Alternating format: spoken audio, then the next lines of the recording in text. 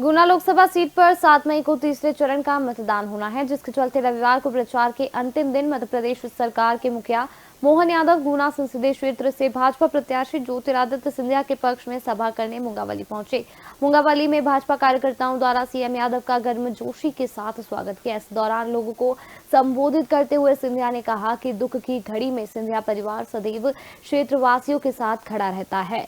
मुंगावली को अपने दिल का हिस्सा बताते हुए ज्योतिरादित्य सिंधिया ने बोला कि दुख की घड़ी में सिंधिया परिवार हमेशा आपके साथ रहता है। हाल ही में जब ओलावृष्टि हुई तब मैंने मुख्यमंत्री मोहन यादव की सहायता से 48 घंटों के अंदर सारे किसानों को मुआवजा राशि का प्रमाण पत्र दिलवाया। इस दौरान मुख्यमंत्री मोहन यादव ने भी अधिक से अधिक मतदान कर सिंधिया को विजय बनाने की अपील की। साथ ही सिंधिया की तारीफ करते हुए उन्होंने कहा कि 2018 में सिंधिया के कंधे पर बैठकर कांग्रेस ने चुनाव जीता था और जब चुनाव के बाद कांग्रेस सरकार ने नागरिकों के साथ नाइंसाफी की तो सिंधिया ने पूरी कांग्रेस को घर पर बैठा दिया।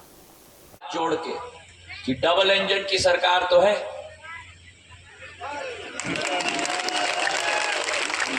ट्रिपल इंजन की सरकार बनाओगे? नतमस्तक होकर प्रणाम करके आपसे निवेदन कर रहा हूं, केंद्र में मोदी जी, प्रदेश में मोहन यादव जी और मुंगावली में आपका सेवक को आप अपना आशीर्वाद प्रदान कर दो मेरे भाई। अभी ब्रिजेन कह रहे थे, जब पहली बार मैं मुंगावली में आया,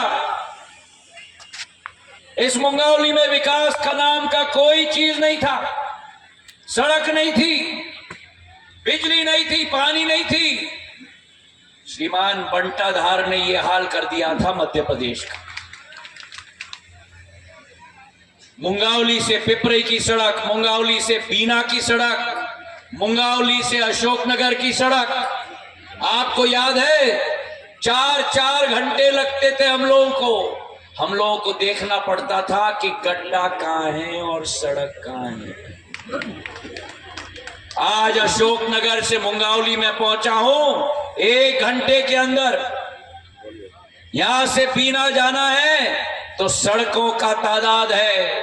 मुंगावली से पिपराई से होते हुए अशोकनगर की सड़क, मुंगावली से मतावली की सड़क, मुंगावली के अमरोद से कोलारस के मेगोनाबाड़ा की सड़क और तो और क्या, शाडोरा से करीला माता के मंदिर तक भी 53 किलोमीटर की सड़क 125 करोड़ की मोहन यादव जी ने दिलवाया है।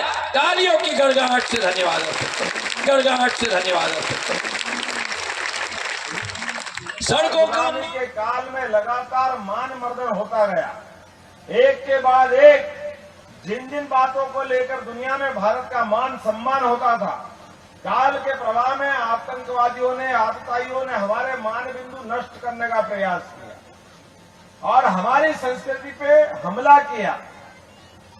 घर में 2 रोटी तो सब खाते हैं और मनुष्य क्या खाए, सभी प्राणी को परमात्मा ने भाग्य में दिया है, लेकिन मनुष्य और बाकी में अंतर अगर कोई है, वो ये अंतर मूल है कि हम अपनी संस्कृति से, अपनी जड़ों से, अपने पुरखों से, अपने अतीत से जुड़ करके गौरव करते हैं।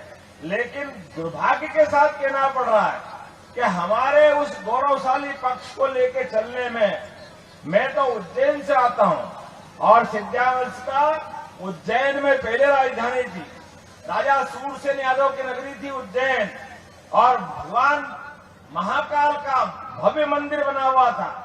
काल के प्रभाव में 1235 में तोड़ दिया गया वो मंदिर। दुर्भाग्य से उस काल में दोबारा मंदिर बनाने के लिए समय खराब था, बन नहीं पाया। लेकिन जैसे ही सिंधिया जी की राजधानी उज्जैन बनी, हमारे महाजी महाराज साहब और राणोजी महाराज साहब, उनने उज्जैन के सारे मंदिर बनाकर मुगलों को उनका कांच दिखाने का काम किया, हमारे देवस्थान को सज धर के तैयार करने का काम किया। हमारे उस अतीत से जुड़ने की जरूरत है। स्कंद पुराण के अवंती खंड के हिसाब से आप महाकाल जाओ, काल भैरव जाओ, चिंतामण जाओ, हरसिद्धि जाओ, जितने देवस्थान हैं आज आपको जो भव्य रूप में दिखाई दे रहे हैं, सारे के सारे देवस्थान सिंधिया वंश के कारण दिखाई दे रहे हैं। ये 33 करोड़ देवी देवताओं का आनंद अगर उज्जैन को मिला है, जो हमने आज अभी नए दौर में देख रहे हैं। और जो वो वंश उस समय का समय हो सकता है 250 साल पहले, हम आप तो नहीं थे, लेकिन ये अतीत तो कोई बदल नहीं सकता है ना, अतीत तो जुड़े ही रहेगा। लेकिन आप अंदाज लगा लो, आज मैं अगर बात कह रहा हूं तो ये इसीलिए कह रहा हूं, हमारा आपका सबका समय अभी ठीक चल रहा है। और यशस्वी प्रधानमंत्री के नेतृत्व में, जैसे उस समय के दौर में बाजीराव महाराज, शिवाजी महाराज, उनने अपने सांस्कृतिक अनुष्ठान का अभियान चलाया, जिसमें सिंधिया महाराज ने पूरे मालवा और पूरे क्षेत्र को आनंद दिया, पूरे देश में अपनी तलवार की धाक बनाई और हिंदू संस्कृति की पताका फहराई। दुर्भाग्य से अभी के इस समय का भी स्मरण करो, एक बार विजेता लोगों के साथ अपने देवी देवताओं के धाम मुस्कुराने का समय है।